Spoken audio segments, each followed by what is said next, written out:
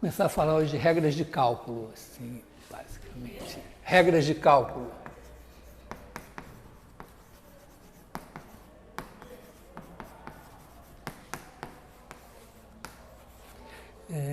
Porque calculando derivadas,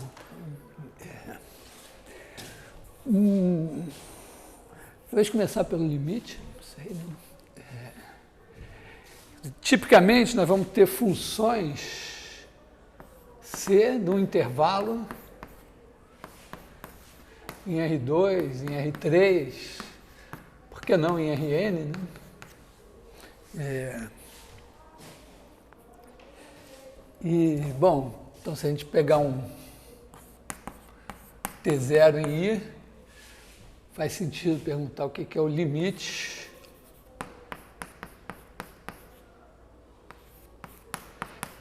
é a mesma coisa do cálculo. No cálculo 1 vocês viram a definição do limite com épsilons e deltas e tal, né? Então, eu vou dizer que isso daqui é um certo A, só que agora, né, esse cara daqui está em R2, em R3, em Rn, o A também. Né? Então, isso aqui significa o quê? Que, por melhor que eu enxergue,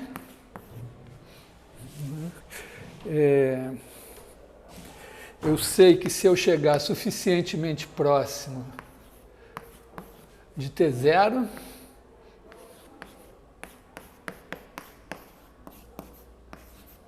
eu penso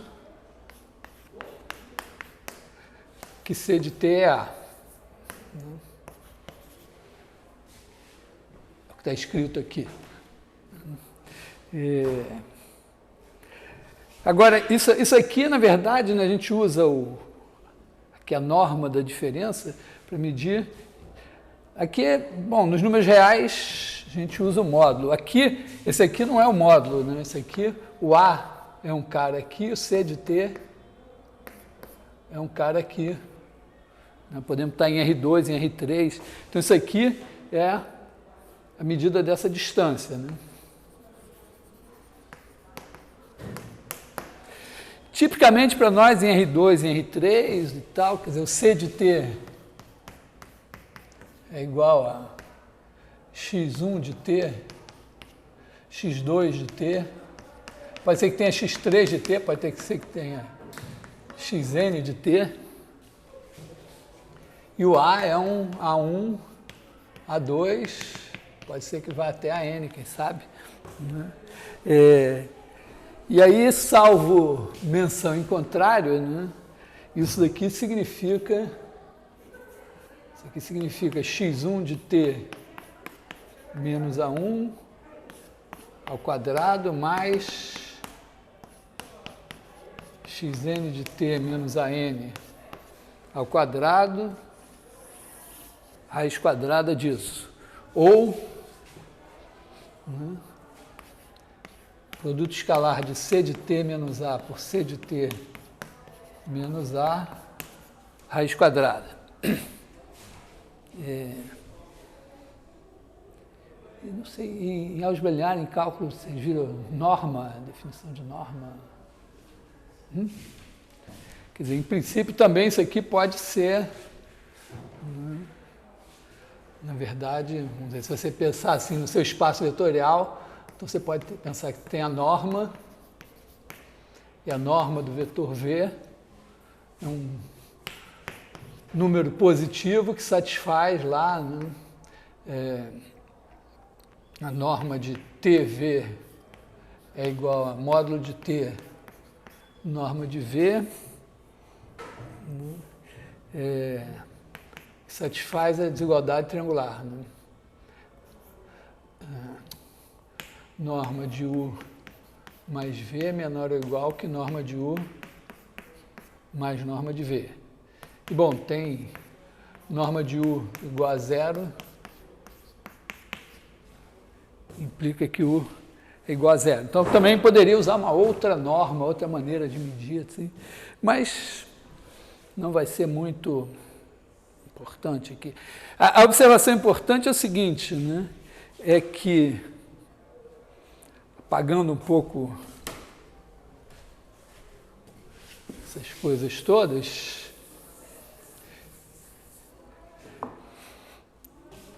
é o seguinte, né, que isso daqui é C e somente C, o limite, quando t tende a t0, de xi de t, igual a i para todo i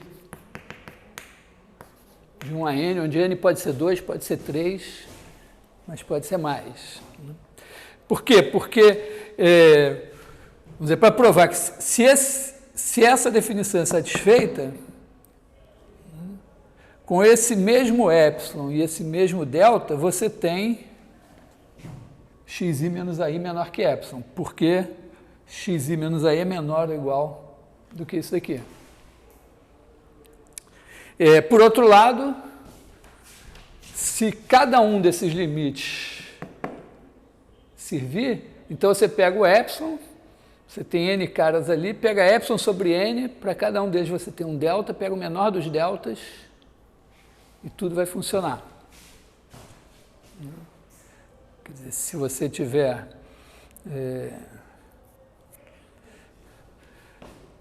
vamos dizer, para um certo delta, isso aqui é menor que epsilon sobre n, isso aqui é menor que epsilon sobre n, aí você vai ter os quadrados aí, mas tem as raízes quadradas, será que vai dar certo? Quer dizer, aqui você vai ter, digamos assim, você dá um epsilon 1 e supõe você dá um certo epsilon 1 e encontra um delta 1 para esse, um delta 2 para esse e tal, você pega o menor dos deltas. Então, para o menor dos deltas, você vai ter xi menos ai ao quadrado menor que epsilon i ao quadrado. Menor que epsilon 1 ao quadrado. O epsilon é um só para eles. Então, aí você, somando esses todos, você vai ter somatório de igual a 1 até n ser menor que isso daqui. Quando você tirar a raiz quadrada,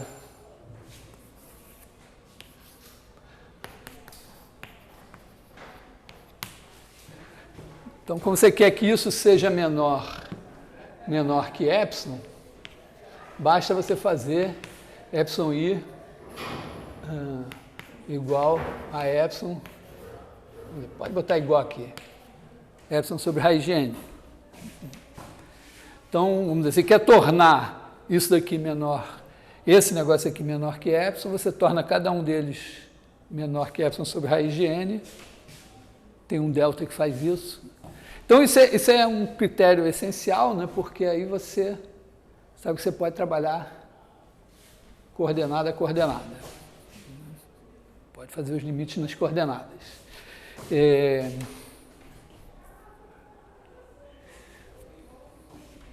Bom, aqui, limite da soma é soma dos limites.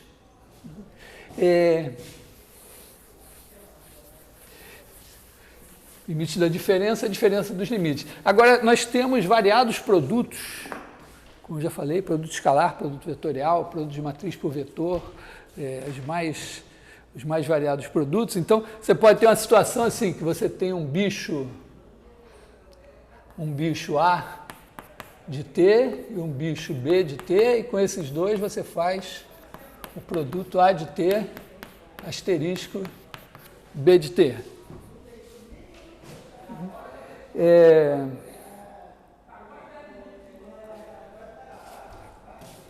O que importa, vamos dizer, que vai ser crucial aí, que em todos esses casos vai ser verdade, é o seguinte: você ter A de t asterisco B de t, a norma disso, menor ou igual que alguma coisa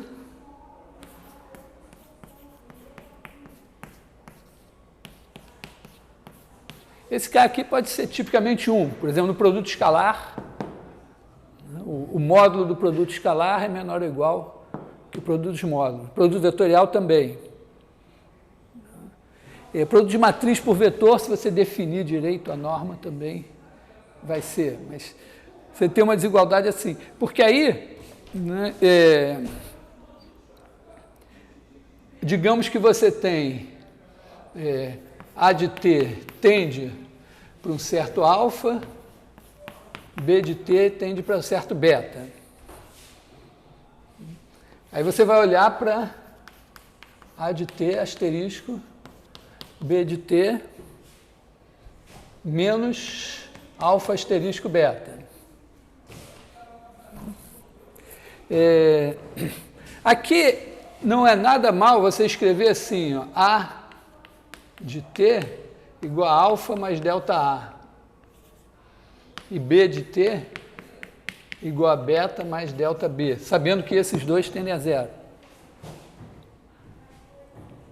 Estão habituados a esse truquezinho aqui?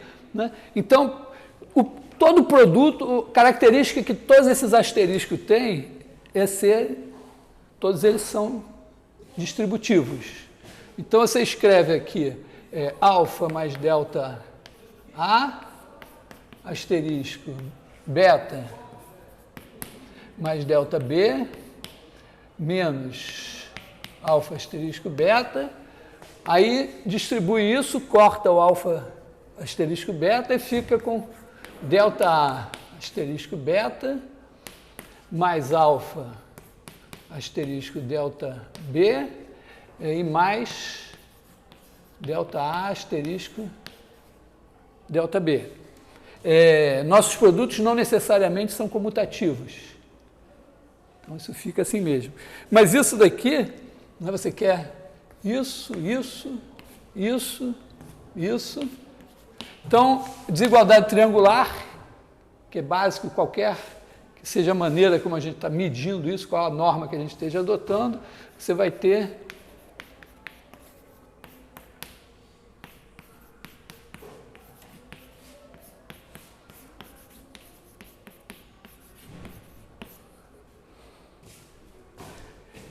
e agora, ó, isso daqui é que vai fazer você ganhar o jogo, né? Porque isso daqui é menor ou igual, cada um deles é menor ou igual que K vezes o produto. Então, isso aqui você vai ter K, norma de B, norma de delta A, mais norma de alfa, norma de delta B, mais norma de delta A, norma de delta B. E agora pronto, né? Porque isso aqui está fixo, esse tende a zero, isso aqui está fixo, esse tende a zero, e aqui os dois tendem a zero, então esse tende a zero. Então, o limite do produto, em qualquer circunstância. Isso vale para o produto de mais fatores do que um. Embora... vale. A gente tem um produto de mais fatores do que um, que é muito importante, que às vezes a gente precisa derivar, é o determinante. O determinante, justamente, ele distribui, né, se pensar o determinante como uma função das colunas, ele distribui em relação às colunas, então ele funciona como um produto. Então, o determinante também é contínuo nas colunas ou nas linhas, como você quiser. Bom,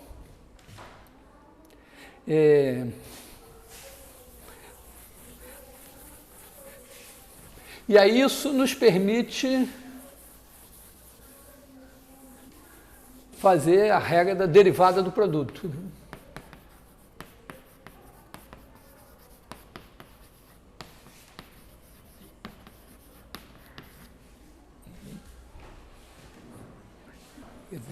Bom, eu nem falei derivada, né? Mas vamos falar primeiro a derivada. Derivada,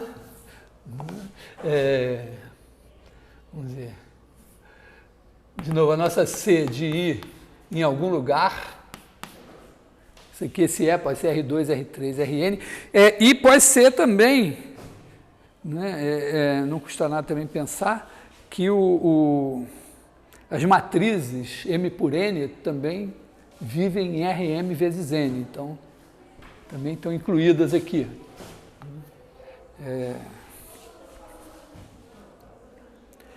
Então você pode dizer que, bom, se T0 pertence a I, então C ponto de T0 é igual ao limite quando H tende a zero, de 1 sobre H, C de T0 mais H, menos C de T0. Se esse limite existir. Né?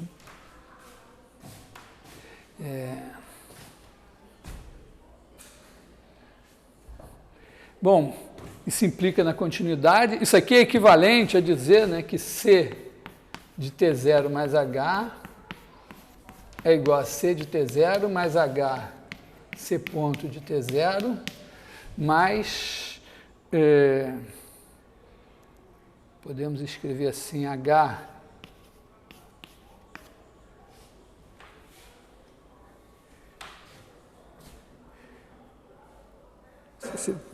não, a gente pode deixar sem o H, deixa sem o H, mais epsilon de H, quer dizer, isso aqui é a aproximação pela derivada e aqui é o erro que você comete com a aproximação pela derivada.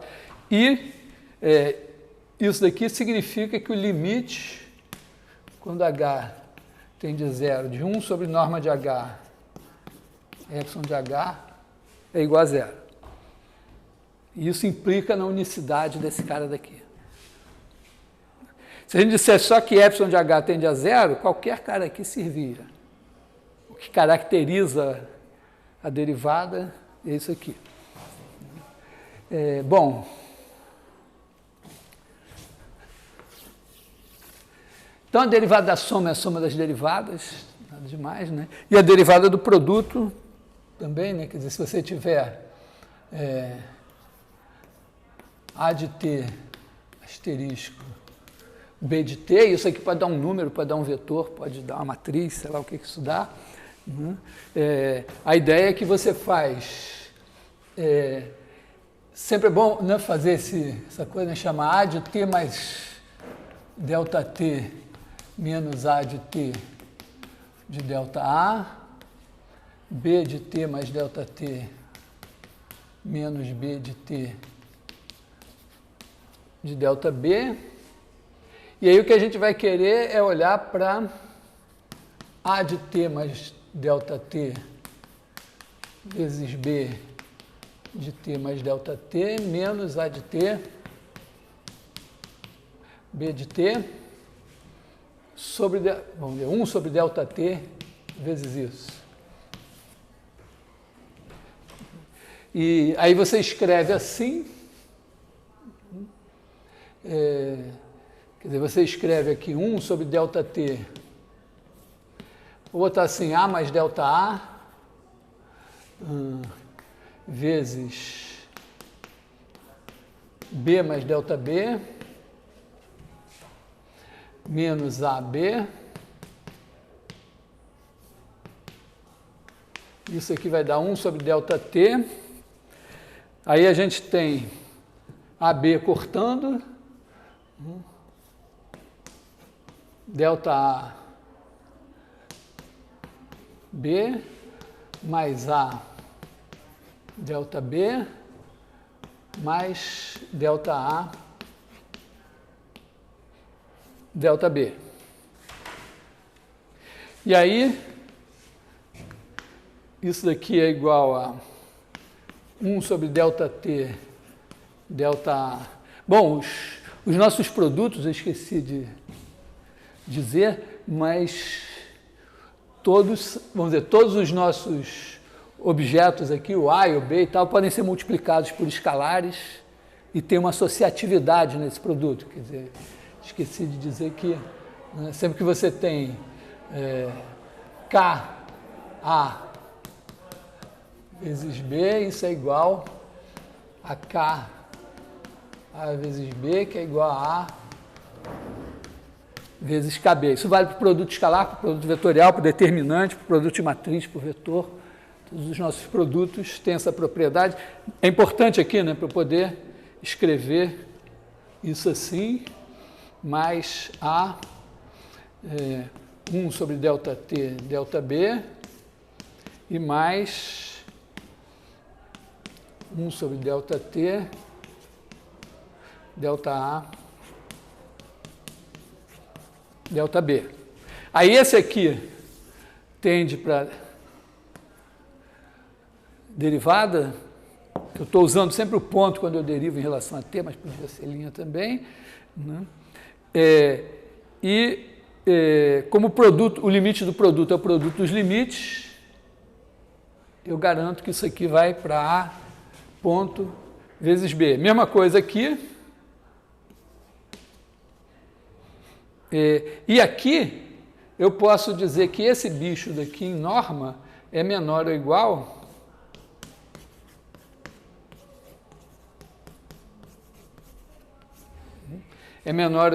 que 1 sobre norma de ΔT, algum K, norma de A, norma de ΔA, norma de ΔB. E aí, como ΔA, 1 sobre ΔT, ΔA ou ΔB vai para uma coisa finita, já que estou supondo que A e B têm derivada, então, se eu olhar para 1 sobre ΔT vezes ΔA, isso vai para alguma coisa finita. O K é finito, então o ΔB que vai para zero faz isso aqui tender a zero. E aí a gente tem a regra derivada do produto, que vale para N fatores também.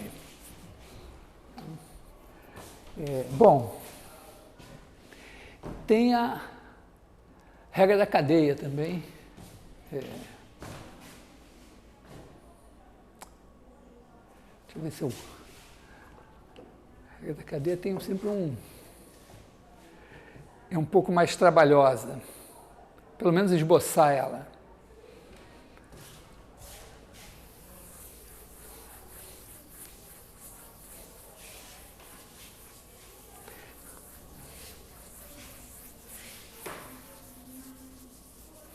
A regra da cadeia é uma das estrelas do cálculo 2 agora, né? Então, a regra da cadeia...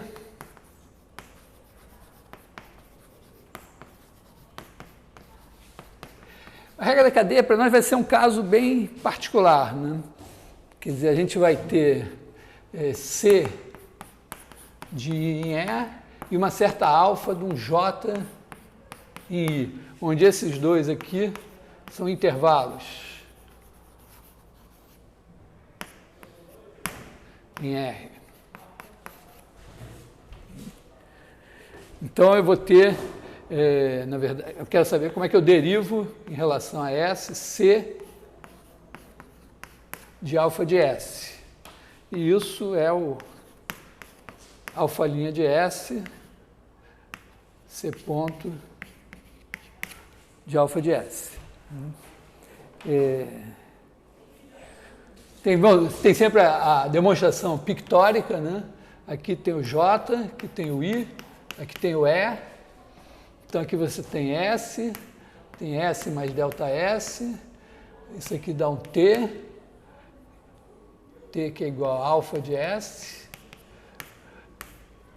T mais ΔT, que é igual a alfa de S mais ΔS, e aí você tem o C de alfa de S, C de alfa de S mais ΔS. Quer dizer, isso aqui corresponde a esse ΔT, então, quer dizer, vamos dizer assim, dividir esse por esse é a mesma coisa que dividir esse por esse, vezes esse dividido por esse. A ideia, vamos ver, pensando assim, né, seria botar 1 sobre ΔS,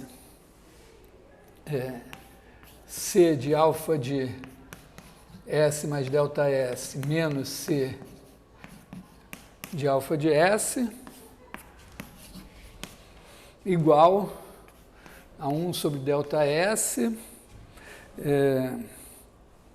vezes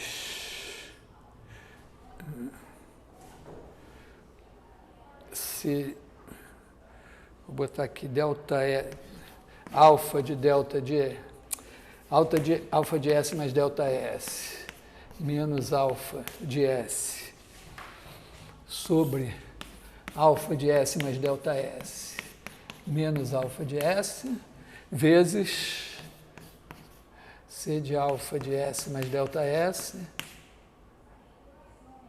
menos C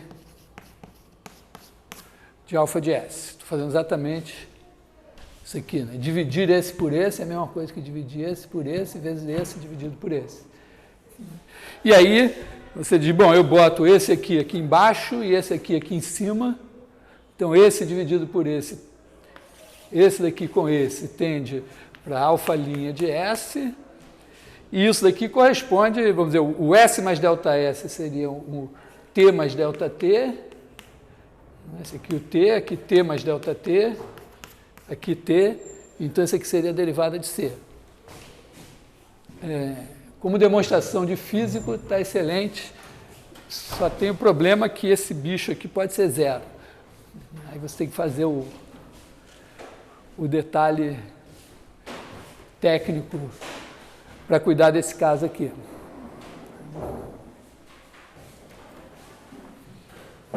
Tá legal? Tá tranquilo?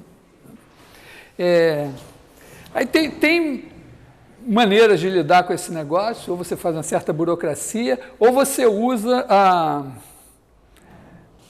a definição da derivada como aproximação linear.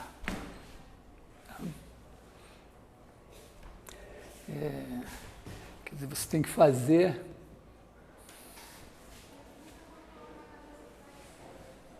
dá um trabalho. Acho que não vou fazer, não. Mas isso aqui é uma boa ideia de por que é verdade, mas não é uma demonstração precisa.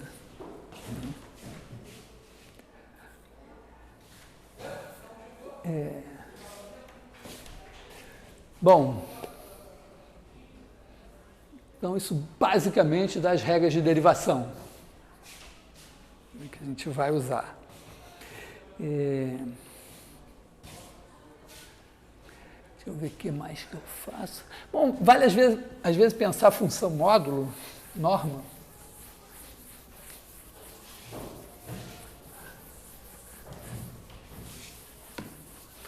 Tem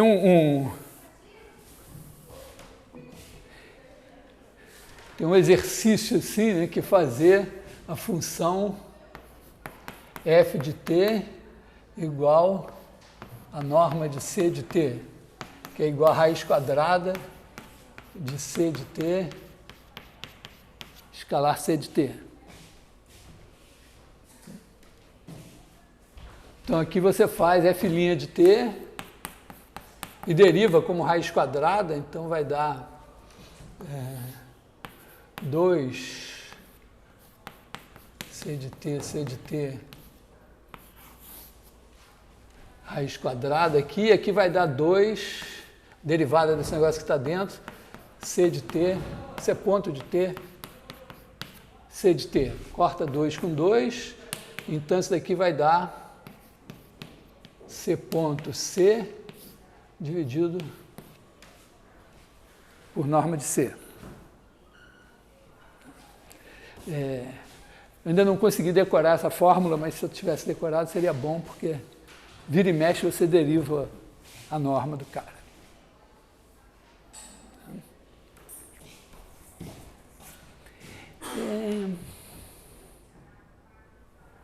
Tem um produto que eu não falei, e uma derivada de que eu não falei, mas que vai entrar no cálculo 2, que é o seguinte, produto de números complexos. Quer dizer, você pode ter dois vetores no plano variando e pensar eles como números complexos e multiplicar. Quer dizer, você pode pensar assim também, né? Não mencionei como exemplo, mas você pode pensar assim, você tem A de t igual a A1 de t mais I A2 de T, B de T igual a B1 de T mais I B2 de T e fazer A de T, B de T,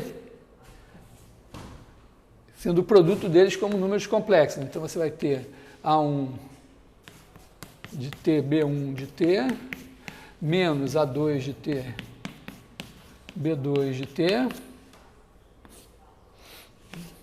mais I, A1 de T, B2 de T, mais A2 de T, B1 de T. E isso funciona como produto bonitinho, tem todas as propriedades, inclusive, né, a norma do produto, a norma é o módulo de número complexo, que é a norma de vetor no plano, o módulo do produto é o produto dos módulos.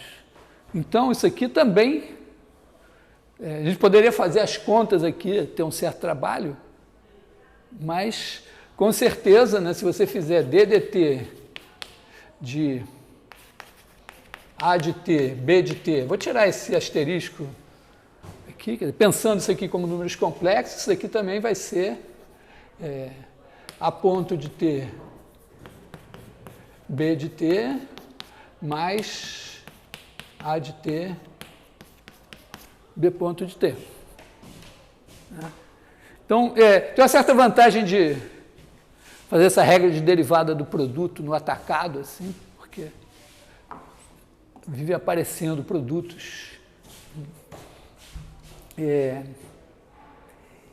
Agora, eu queria mencionar, aproveitar assim a viagem, mencionar uma função de variável complexa que é exponencial. Vou incluir aqui nas nossas regras de derivação. Está rápido? Está... Quer dizer, para quem chegou na hora, está rápido? Está dando... Eu esqueço de mencionar, estou ganhando para responder as perguntas, não tem problema.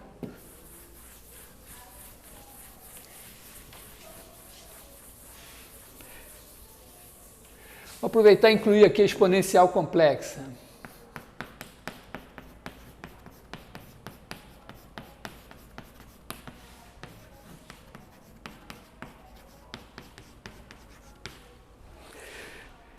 Vou fazer uns atalhos assim, né, mas a exponencial complexa vem da exponencial real, né, você tem a fórmula E elevado a x é igual a somatório de n igual a zero a infinito de x elevado a n sobre n fatorial,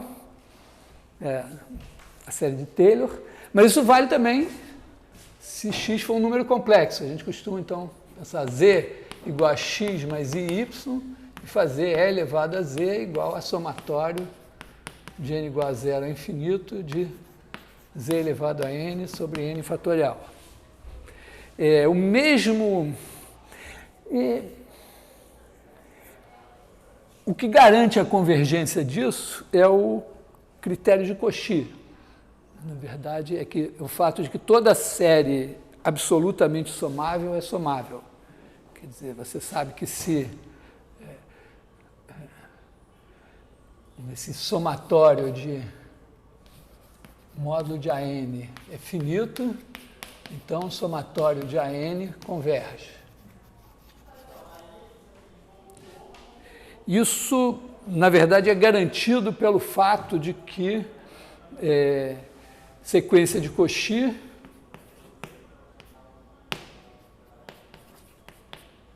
quer dizer, se a N é uma sequência de Cauchy, não essa N, vou chamar assim, Bn, implica que Bn converge. Sequência de Cauchy, sabe o que é uma sequência de Cauchy? Ouviram falar? Sequência de Cauchy é o seguinte, Bn é uma sequência de Cauchy se, por melhor que eu enxergue, a partir de um certo n0, existe sempre um n0 a partir do qual eu penso que todos os Bn são iguais. Quer dizer, para todo epsilon maior que zero, por melhor que eu enxergue, existe um n0, tal que a partir de n0, tá bom, menor ou igual, eu penso que todos os caras são iguais. Então é mais ou menos assim, eles ficam pingando aqui, e tem uma hora que eu penso que eles estão pingando todos no mesmo ponto. E o critério de Cauchy, ele diz que uma sequência, nos números reais, uma sequência de Cauchy sempre é convergente. Tem uma maneira de ver isso com números na base 10, né? Você bota aqui, você pega os caras, roubando um pouco assim, mas como eles ficam todos juntos, se você escrever eles na base 10, a partir de um certo ponto, eles têm todos a parte inteira igual. A não ser que dê um azar de cair sempre um pedaço. Aí já, esse número vai ser o limite. Mas tem a parte inteira igual. Aí, dividindo um pouco mais, você vai ver que a partir de um certo ponto, eles têm todos a primeira casa decimal igual. E assim sucessivamente. Então você pode ir determinando todas as casas decimais no número que vai ser o limite da sequência. E provar que ele é o limite. E é legal que esse critério ele vale também no plano e no espaço. Quer dizer, se você tiver uma sequência no plano que é de Cauchy, pensando aqui a norma, então se ela for de Cauchy, pensando na norma, a primeira coordenada e a segunda coordenada e a terceira coordenada, se tiver 3, ou a enésima, todas vão ser de Cauchy. E aí você vai ter convergência em cada coordenada, o que vai significar que a sequência vai convergir. Assim, grosso modo, a ideia geral. Então, o fato é que, se você tiver em R2, também acontece que se a sequência de Cauchy, ela é convergente. E aí, por conta disso, esse negócio daqui, que converge nos reais, também converge nos complexos. Sempre isso dá um número complexo. E, bom, aí vou só contar umas histórias, assim, como contas vagas, né? Mas,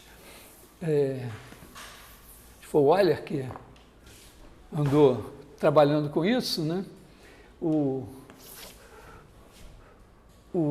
Euler pegou, fez E elevado a I θ, jogou aqui na série da exponencial, isso daqui dá somatório de n igual a 0 a infinito de I θ elevado a n sobre n fatorial. E aí, quando n é par, isso dá real, quando n é ímpar, isso dá imaginário. Nessas parcelas aqui. Então, isso daqui, você faz a conta, dá 1, aí quando você tem n igual a 1, você tem 1, mais I θ, aí depois você tem esse I ao quadrado, fica menos 1, então você tem menos θ ao quadrado sobre 2 fatorial, aí você tem mais I θ, menos I θ ao cubo sobre 3 fatorial, agora o I vezes o menos I dá mais, aí você tem mais θ quarta sobre 4 fatorial, mais I θ quinta sobre 5 fatorial, menos etc. Aí você olha para cá e diz, poxa, isso aqui é a série do cosseno, isso daqui é a série do seno. Então, você joga E elevado a I θ igual a cosseno θ mais I seno θ. E aí tem uma observação bonitinha, né, que é você fazer θ igual a π, E elevado a I π igual a menos 1. Ou, se você preferir, E elevado a I π mais 1 igual a 0. Que Muita gente considera essa fórmula a coisa mais linda que existe, mas ela tem uma coisa muito legal, eu acho, é que o 1 é o número da aritmética. Número de contar, quer dizer, tem uma origem absolutamente aritmética. O π é um número da geometria, ele vem da geometria. O i é um número que vem da álgebra. E o e é um número que vem da análise. E eles se encontram aqui nessa fórmula. Assim. Então é bonitinho assim. Mas dá um certo trabalho provar que essa coisa tem as propriedades de... Né, vamos dizer, a propriedade básica, né, provar que E elevado a Z1 mais Z2 é igual a E elevado a Z1 vezes E elevado a Z2. Mas eu posso roubar e pensar assim, bom, se isso é verdade, eu posso pensar assim, ó, eu vou usar isso, e isso que eu acabei de ver, para fazer o seguinte, eu defino E elevado a x mais iy, eu quero que seja E elevado a x vezes E elevado a y. Como x é real, isso daqui é o E elevado a x mesmo, esse daqui. E o E elevado a iy é cosseno y mais i seno y. E isso me permite definir a exponencial complexa sem ter que explorar essa série aqui. É uma coisa que a gente faz com frequência em matemática. Você olha lá o negócio, aí diz, bom, isso tem que ter tais e tais propriedades, aí você usa as propriedades para definir. Então, a gente pode tomar isso como definição. Tendo isso como definição, aí você pode provar isso aqui. Com certeza, não é difícil. E você pode provar o seguinte, imagina que você faz E elevado a t é a nossa variável, A e B são constantes. E aí eu quero derivar isso em relação a t. Bom, então eu tenho que derivar em relação a t isso daqui, né? E elevado a ta vezes cosseno de bt mais i seno de bt. Pela minha definição, a parte real ta é E elevado a ta. A parte imaginária tb aparece como ângulo aqui. Isso eu sei derivar. Deriva como um produto. Então, isso daqui vai dar E elevado a ta vezes a cosseno bt mais i seno bt mais E elevado a ta menos seno bt mais i cosseno bt vezes b.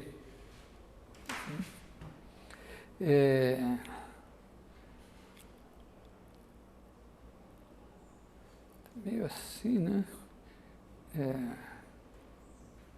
O que eu faço aqui? Talvez esse daqui parece com esse, mas tem um i, né? Eu posso botar esse i. Quer dizer, eu posso escrever isso daqui, né, como bi E elevado a ta. Aí, se eu dividir por i, aliás, dividir por i, o inverso de i é menos i. I vezes menos i dá 1. Então, eu posso dizer assim, que esse i veio do fato que eu multipliquei isso aqui por i vezes menos i. Então, eu botei i aqui e o menos i vai multiplicar aqui. Quando eu multiplico isso por menos i vezes i dá 1, então eu tenho cosseno bt, e menos i vezes menos seno bt dá mais i seno bt. Então, isso daqui, podia não ser tão evidente, mas é igual a isso daqui. Legal? Truque nojento. Fazendo isso, eu posso botar esse cara em evidência, né? Então, isso aqui é igual a A mais BI é elevado a TA cosseno BT mais I seno BT, que é igual a A mais BI é elevado a T A mais BI. Então, é como eu derivo, né? Quer dizer, se eu fizesse a derivada de E, né, se eu fizesse DDT E elevado a 3T, eu sabia que isso era 3E elevado a 3T. Vale para números reais. Agora estou vendo que vale para complexos também. Tá legal? Isso vai ter impacto nas equações diferenciais. Porque as equações diferenciais lineares caem em exponenciais, senos e cossenos, vai cair tudo no saco da exponencial complexa. Então aqui, não estou fazendo isso por acaso. Vê aí se tem perguntas.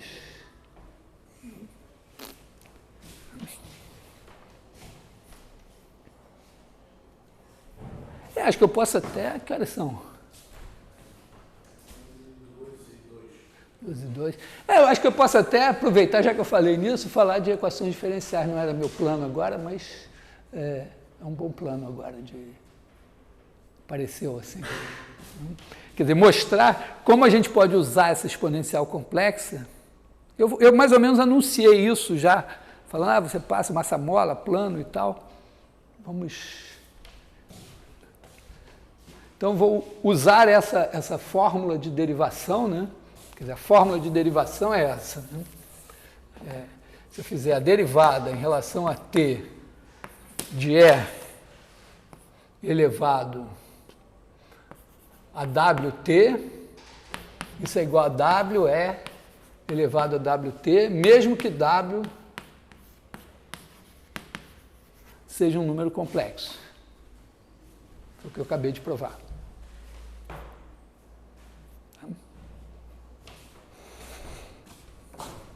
Bom,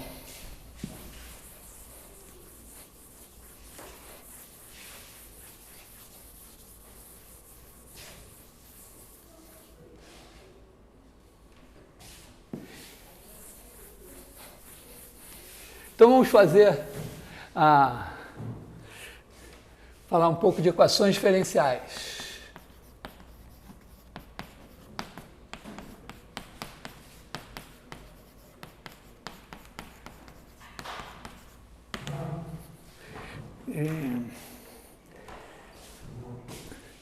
Em vez de falar de equações diferenciais direto, vou pegar o massa-mola de novo. Tá? Massa-mola.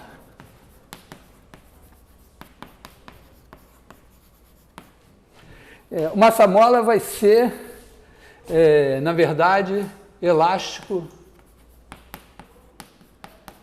mola. Tá? Bota um elástico, puxa. Podemos supor que o elástico também tem a propriedade que vale a lei de Hooke. Tá? Só que isso vai me permitir fazer o seguinte, pensar que esse quadro está na horizontal, ele é uma mesa, e ele tem um furo aqui, e eu tenho um elástico preso lá embaixo na mesa, que puxa até aqui, e amarro a bola, ele prende na bolinha, na partícula, e aí eu puxo a partícula até aqui assim, e solto, e aí ela faz isso assim. Vamos pensar assim, vou botar minha mesa aqui, então. Minha mesa está aqui assim, tá? Mesa, furo, elástico, partícula, e aí ela oscila assim e o zero está aqui. no meio. Então, meu modelo é, esse aqui é o x de t, e eu tenho x de t em R, e aí eu tenho m x dois pontos de t, que é a segunda derivada, igual a menos um K2 x de t, e eu posso, eventualmente, botar uma força, um atrito, alguma coisa assim, uma resistência, alguma coisa proporcional à velocidade também, para ficar mais bonitinho. Né? Quer dizer, a força de resistência ela também é contrária à velocidade. Então, eu posso também botar aqui menos alfa 2 x ponto de t. Quer dizer, isso daqui me dá... em princípio, se eu quiser, eu posso supor que esse alfa aqui é zero. Mas eu vou ter mx dois pontos mais alfa 2 x ponto mais K2x igual a zero.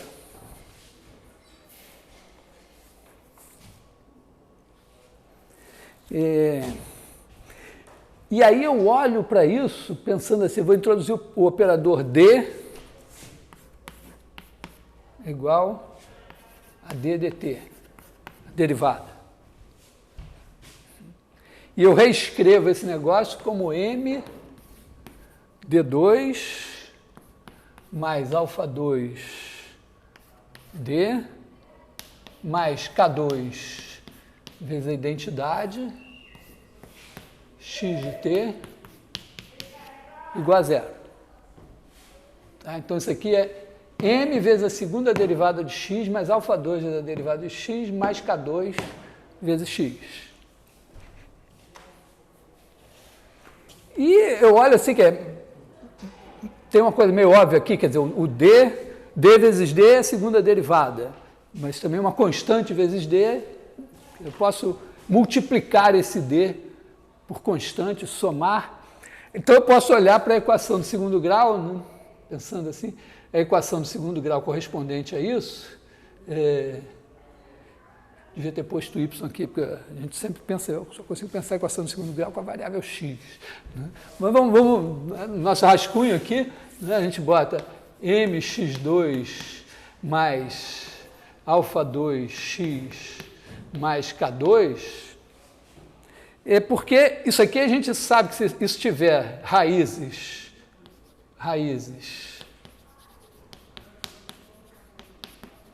R1 e R2, então eu posso escrever isso aqui como m x menos R1 x menos R2. Por quê?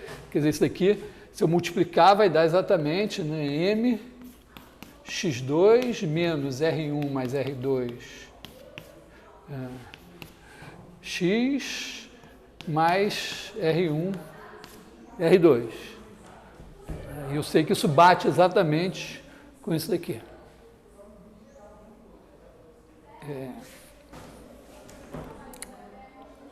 Bom, então, eu poderia fazer isso, né? Eu posso fazer m, posso tentar fazer uma coisa assim, ó, md menos R1, identidade, d menos R2, identidade x de t igual a zero.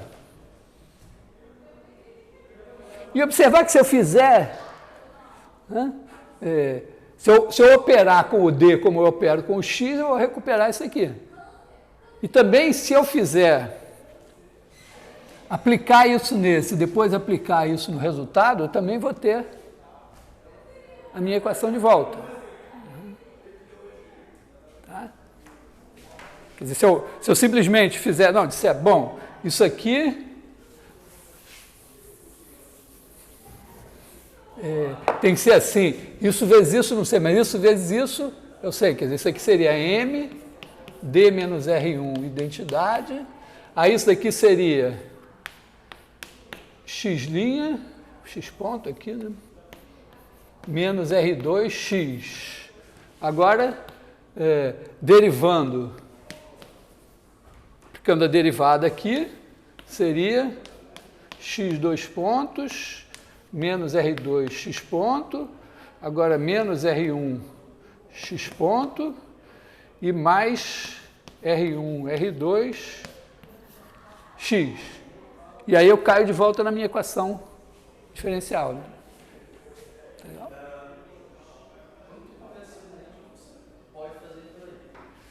Como se eu posso fazer isso aqui? Não, eu estou dizendo assim, o que significa multiplicar o x pelo d à esquerda? É calcular a derivada de x. Isso aqui é identidade, então identidade em x é x. Então eu pego o x e multiplico por R2. Quando eu faço d menos R2 vezes x, significa que eu derivo x e subtraio R2 vezes x. Isso, então se eu fizer isso e depois disser, bom, isso dá um resultado, é uma função, agora eu posso fazer isso também, posso multiplicar por isso. Que é pegar a derivada disso daqui, que é x dois pontos menos R2 x ponto, e subtrair R1 x ponto e R1 vezes menos R2 x. Então dá isso. Então, onde surge a ideia de tratar aquilo ali com uma equação segundo grau?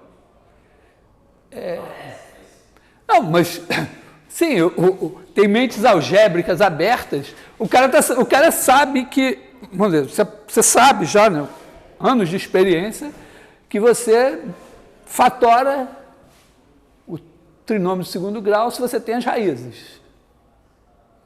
E funciona. Se você observa que chama d vezes d significa derivar e depois derivar de novo. Chama isso de D2, a segunda derivada. A derivada de uma constante vezes a função é a constante vezes a derivada da função. Então você pode pegar o operador constante vezes a derivada, né? Quer dizer, pegar a constante vezes a derivada na função, é dizer, deriva a função e multiplica pela constante. Isso é a mesma coisa que derivada da constante vezes a função. Então comuta. Então você diz, pô, então se eu estabelecer essas regras normais de multiplicação aqui, eu digo que d vezes d, eu chamo de D2, chamo que R vezes d em x é igual a R d de x, e vou fazendo isso, então você opera assim e está perfeitamente coerente.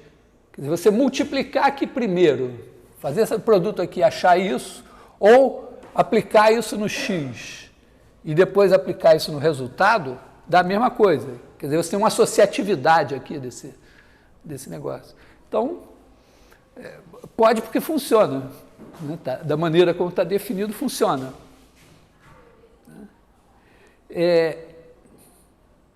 Mas isso tem uma vantagem, porque isso resolve a equação. Se você olhar para isso assim,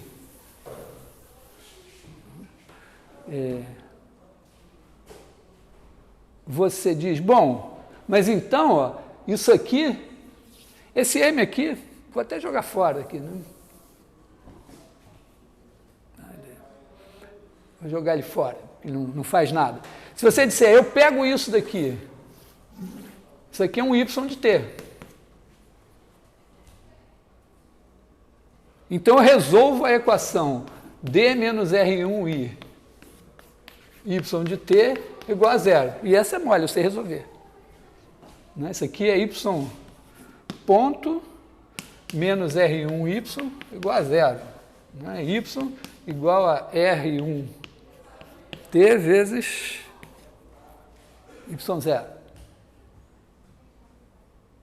Sei resolver essa equação.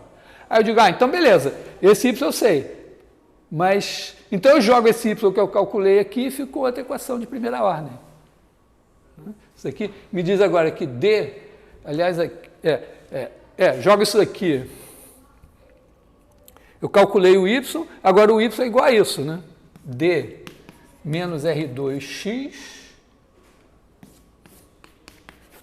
é igual a y, que é igual a E elevado a R1t, y0. Outra equação de primeira ordem, um pouquinho pior, mas eu também me viro. Até porque aqui tem uma exponencial. Então, dá para resolver. O problema que surge, justamente aqui no nosso modelo, é que se você fizer esse modelo aqui, ou em geral, né, essa equação aqui pode ter raízes complexas. Então, por exemplo, se o alfa for zero, é garantido, né, que tem raízes complexas. Você vai ficar com mx2 mais k igual a zero. Tá? Então, se não tiver atrito, raízes complexas.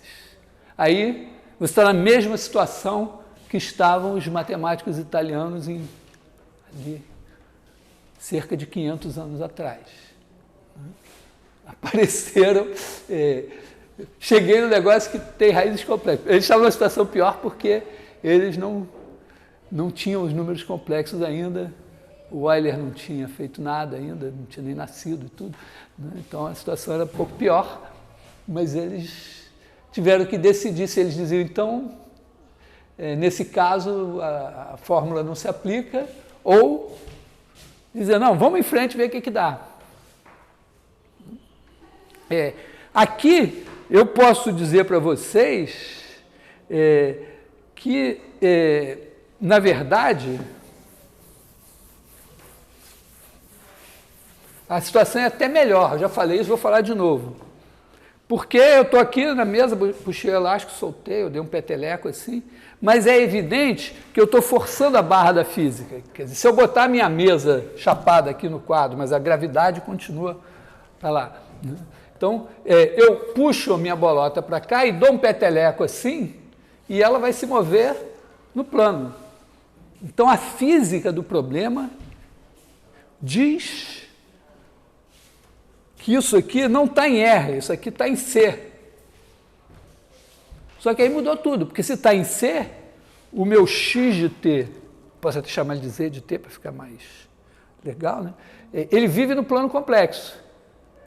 E quando aparecer uma coisa do tipo D menos A mais BI, identidade x de t igual a zero, eu vou olhar para isso e dizer, está dizendo que x ponto de t menos A mais BI x de t igual a zero. Ou seja, está me dizendo que a derivada de x é igual a mais BI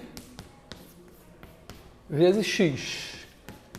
E eu conheço exponencial x de t, exatamente, se isso aqui fosse só um número real, eu dizia e elevado a at vezes alguma coisa. Então eu digo e elevado a A mais BI t vezes x de zero. E x de zero é um número complexo que vive no plano.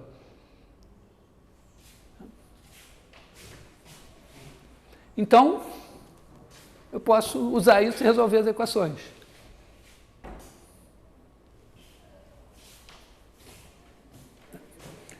E mais, né, porque eu sei que essa equação dá uma coisa assim, oscilatória, então tem senos e cossenos aí. Mas essa exponencial está escondendo senos e cossenos. Quer dizer, quando a minha raiz for imaginária, no caso justamente que não tem o alfa, né, quando o alfa é igual a zero, as minhas raízes são mais ou menos k vezes i, imaginários puros. Então, quando eu tiver e elevado a KIT, eu vou ter cosseno de KT mais I seno de KT, que é uma coisa oscilatória. Na verdade, eu tenho que fazer a equação de segunda ordem. Eu acho que vou fazer a conta. Tá? Vamos fazer o caso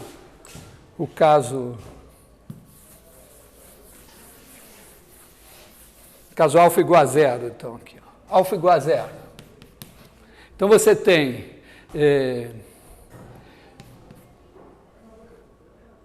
eu vou usar aquele, não, vou deixar o m aí mesmo, né? Vou chamar m igual a μ ao quadrado, para não ter que ficar carregando raiz de m. Então eu vou ter x 2 pontos de t mais K2 sobre M2 x de t igual a zero. Eu não tenho alfa, eu tenho isso aqui. Então eu vou escrever isso assim, né? Aqui eu tenho raízes, ó, K, mais ou menos K sobre MI. Então eu vou ter que escrever assim, ó, D menos K sobre MI. Eu vou omitir o operador de identidade. Vezes D mais K sobre MI, x igual a zero. Isso aqui é exatamente isso. E aí eu chamo isso aqui de y e resolvo. Quer dizer, eu tenho y ponto menos K sobre M e y igual a zero. Então, isso aqui vai me dar y igual a E elevado a K sobre M e T y de zero. Vou botar, nem vou botar y, bom, vou botar y, vou botar aqui y0 só. Agora, eu vou e faço, faço x ponto mais K sobre M e x igual a y, que é E elevado a K sobre M e T y0. Vou apagar isso aqui, né?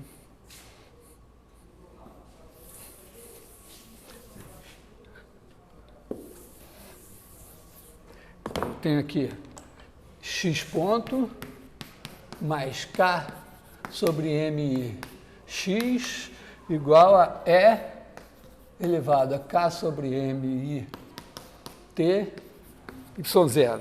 Acho que o K sobre M vai passar a se chamar alguma coisa. Esse cara daqui, vamos chamar ele de beta. Então aqui eu tenho, vou usar o velho truque, né? Eu tenho x ponto, aliás, mais beta i x igual a E elevado a beta i t y0. Então eu multiplico por E elevado a beta i t. Então aqui eu vou ter E elevado a t beta i x ponto mais beta i E elevado a t beta i x igual a E elevado a 2 beta i t y0. E aí isso aqui é a derivada de um produto. Quer dizer, isso aqui é a derivada de E elevado a t beta i vezes x. Aqui tem um x ponto, né? É igual a E elevado a 2 beta i t y0. Então, a primitiva disso vai ser E elevado a t beta i x, vai ser a primitiva disso daqui, que vai ser essencialmente isso mesmo, né? O que derivado dá isso? É isso dividido por 2 beta i. Então, eu tenho y0 sobre 2 beta i E elevado a 2 beta i t mais y1. Quando eu derivo isso aqui, dá isso. Tá? Isso aqui, beta-i aqui. Né? Derivando isso, tem o 2 beta-i que corta com esse 2 beta-i, fica isso aqui. Isso aqui é uma constante que eu acrescento. Então, meu x está no papo aqui. Ó. Multiplico, divido por e elevado a t beta-i. E eu vou ter x igual a y0 sobre 2 beta-i e elevado a beta-i t mais y1 é elevado a menos beta-i t, que são as minhas raízes. Né? Isso aqui é a minha raiz R1, esse aqui é a raiz R2. Y0 e Y1 são constantes, né? Então eu vou chamar isso aqui, sei lá, de Y2. Então eu tenho que x de t igual a y1 é elevado a menos t beta-i mais y2 é elevado a t beta-i.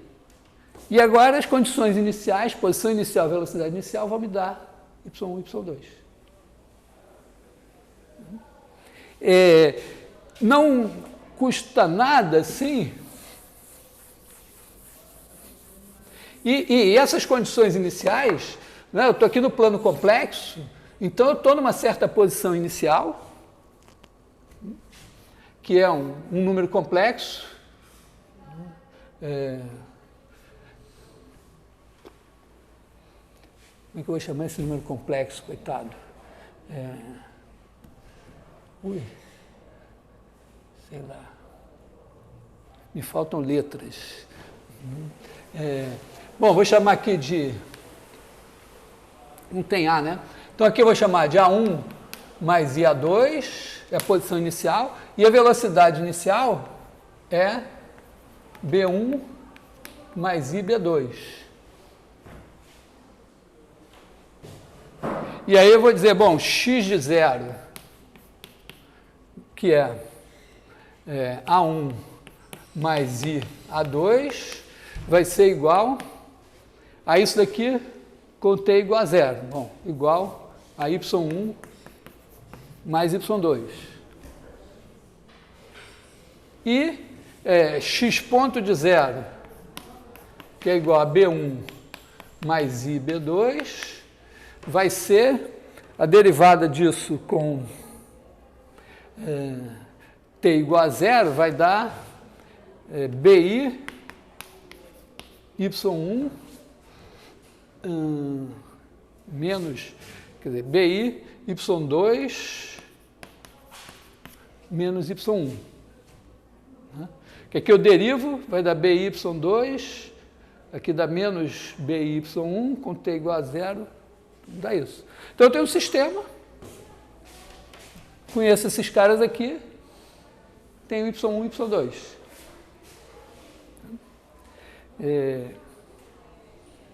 Ok? Só, assim, por curiosidade, que bicho será esse? Será que vai ter aqui um par de números complexos? Quer dizer, a minha solução vai ser o seguinte, ó, x de t igual a um certo...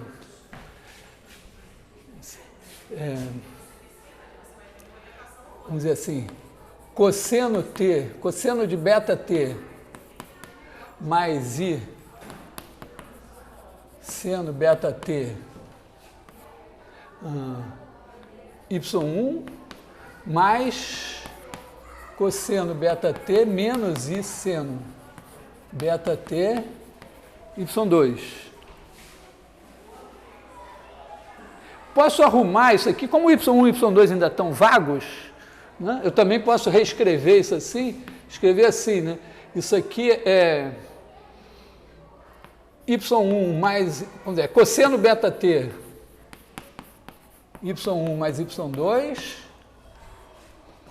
mais i seno beta t, y1 menos y2. Esses caras são números complexos a determinar. Então, eu posso, em vez de dizer, isso aqui toma quaisquer valores, né? Se y e y2 variam, né? Isso toma quaisquer valores, porque o determinante desse sistema é diferente de zero. Quer dizer, se eu fizer isso aqui igual a x1 e esse aqui x2, então eu posso dizer isso aqui, ó, isso aqui vai ser um vetor v1 e esse aqui vai ser um outro vetor v2. Então o que eu tenho aqui é cosseno beta t v1 mais i seno. Aliás, o i, eu vou incorporar o i aqui. Né? I é complexo, vou botar aqui. O V2 vai ser I vezes esses caras, porque aí eu fico com uma coisa mais bonitinha. Eu até esqueço, porque os números complexos agora estão só aqui dentro.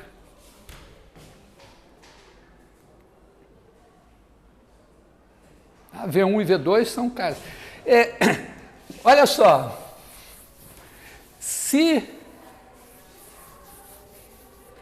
V1 e V2 podem ser quaisquer números complexos em princípio, depende das minhas condições. Eles serão determinados pela posição inicial e velocidade inicial. Continua sendo, né? Quer dizer, se eu fizer t igual a zero, o V1 vai dar a posição inicial. Se eu derivar aqui e fizer t igual a zero, eu vou ter uma outra coisinha. Mas o interessante é o seguinte, imagina que você faça V1 igual a E1 e V2 igual a E2. Quer dizer, você pode, variando a posição e a velocidade, você pode ajustar de maneira que dê isso daqui. E aí o seu movimento é um movimento circular uniforme com velocidade angular beta. E esse daqui, se você der um V1 e V2 quaisquer, você pode pensar assim, ó. Tem aqui o V1, aqui o V2, e você tem a transformação linear T, que leva E1 em V1, E2 em V2, né, que é dada pela matriz, né, se o V1 for igual a A11, A21, e o V2 for A12, A22, essa transformação linear, assim, né? A11, A21, A12, A22, quando eu multiplicar, né, isso aqui vezes, imagina a solução aqui com E1 e E2, então essa solução seria cosseno beta t é 1 mais seno beta t é 2. Quando eu multiplicar, isso daqui vai dar cosseno beta t vezes essa matriz vezes E1. Mas essa matriz vezes E1 é o V1. E essa matriz vezes o E2 é o V2. Então isso aqui vai dar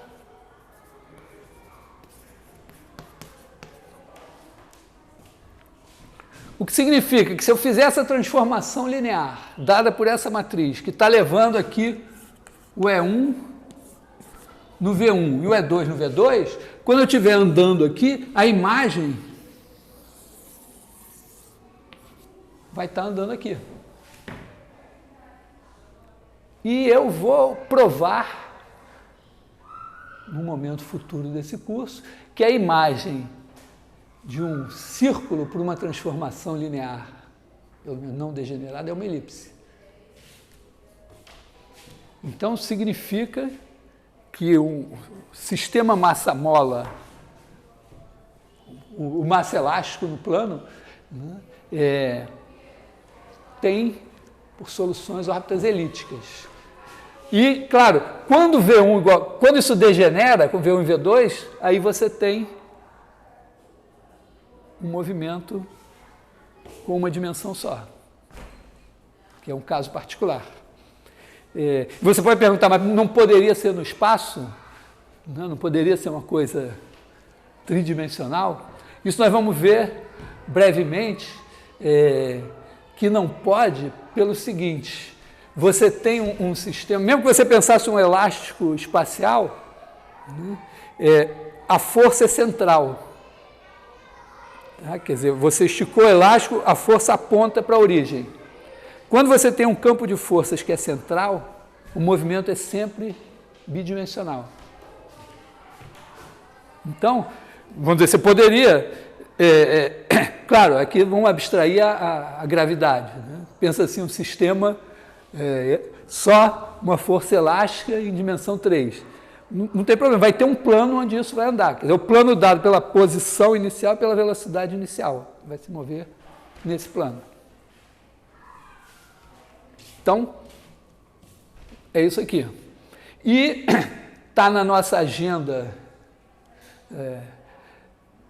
mais para frente, né, mostrar que dá para converter essas trajetórias elípticas do oscilador harmônico nas trajetórias elípticas do problema dos dois corpos, Sol e planeta, porque elas têm algumas características em comum. Que horas são?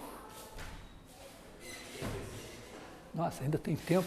Bom, eu posso pensar, só assim, já que eu estou falando de equações diferenciais, o massa-mola foi um exemplo, né? Mas, sendo um pouco mais geral, se você tiver uma equação assim, se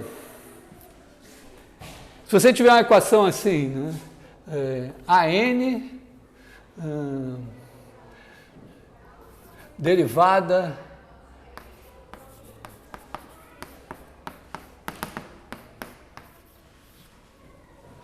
mais A0 x, uma equação de enésima ordem, igual a zero, ou igual a alguma coisa aqui, né?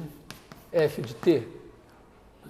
Então você pode escrever isso assim, né? AN dN mais AN menos 1 dN menos 1 mais A1 D mais A0 identidade multiplica x igual a F. E aí pensar isso aqui, pensar como polinômio associado a isso, se você, por obra e graça do Espírito Santo, tiver as raízes desse negócio, você pode fatorar. Ou mesmo que você não tenha, você pode dizer, se eu tivesse, eu fatoraria. Então eu teria AN D menos R1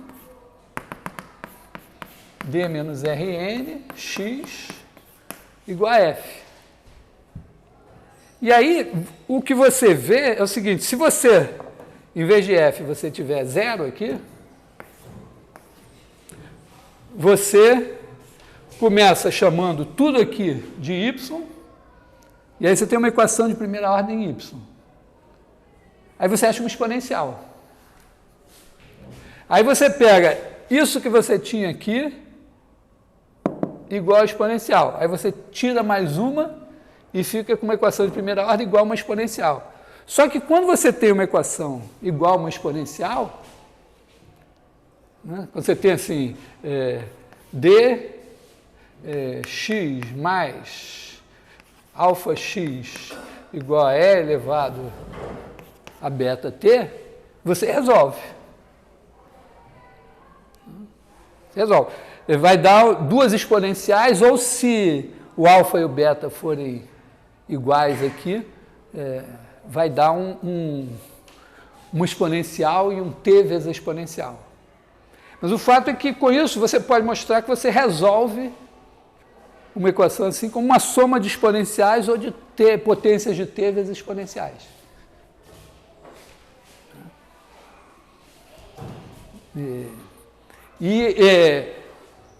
Pensa também que isso aqui é um operador linear e que esse x aqui está no núcleo desse operador, quer dizer, são os caras. Isso aqui é uma transformação linear, que cada função associa isso aqui aplicado na função.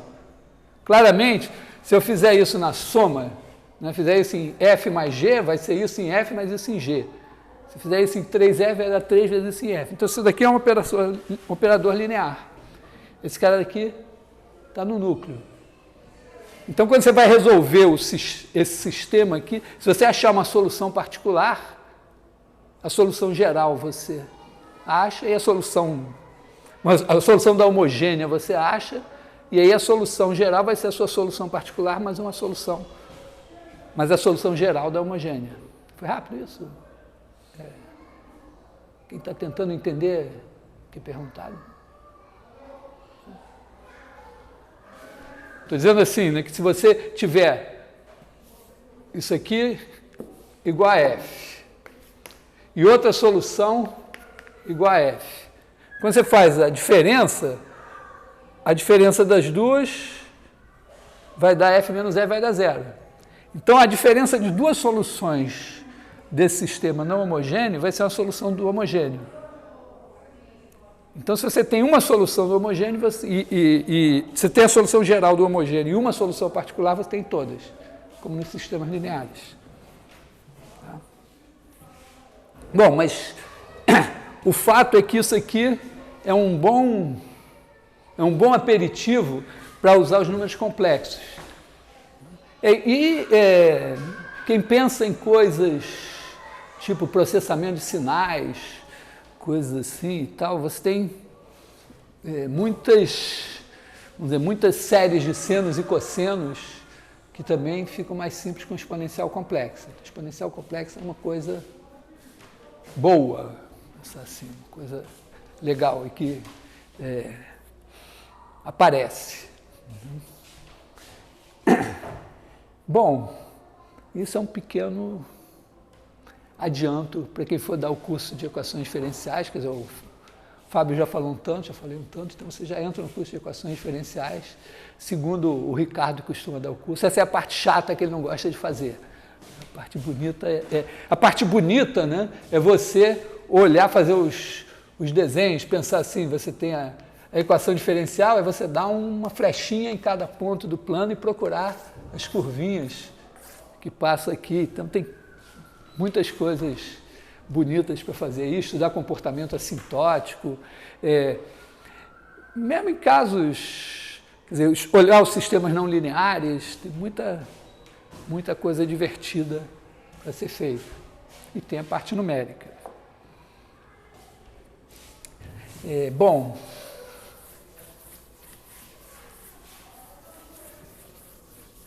então, sabemos calcular, sabemos a exponencial complexa, sabemos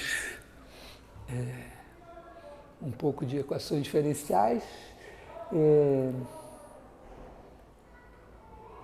Eu acho que eu vou começar. Tem as coisas assim de... vou botar umas integrais de vez em quando agora, porque vou agora começar a pensar na ideia de comprimento de arco.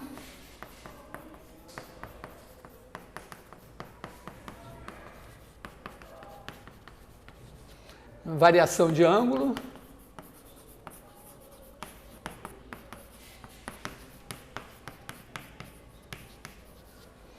E área varrida.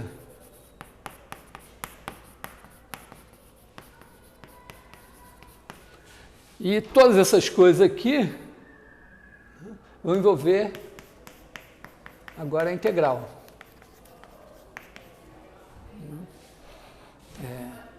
Então, nossos próximos passos são ligados à integral. E,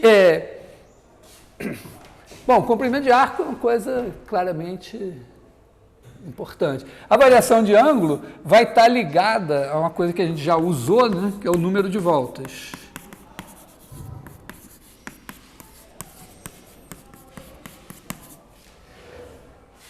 A área varrida vai estar ligada minimamente à lei de Kepler,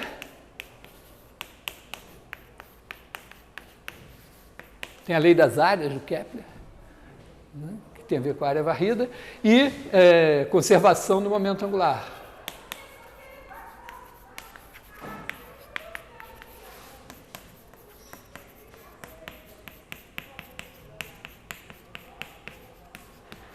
Tenho até medo de escrever essas coisas, que eu não sei nada de física, eu falo sempre barbaridades, mas sempre é bom propaganda, faça um curso de mecânica lá na física e outro de eletromagnetismo. Quando mais não seja, você vai fazer milhares de contas com coisas de cálculo, vai ver exemplos, coisas maravilhosas, com meus colegas lá da física, que são muito bons. Então, nosso curso não tem física obrigatória, mas é para você dizer, não, não é obrigatório, mas eu rebeldemente vou fazer um curso de física. Tá? Então, vou ficar aqui hoje, temos esse trabalho aí pela frente.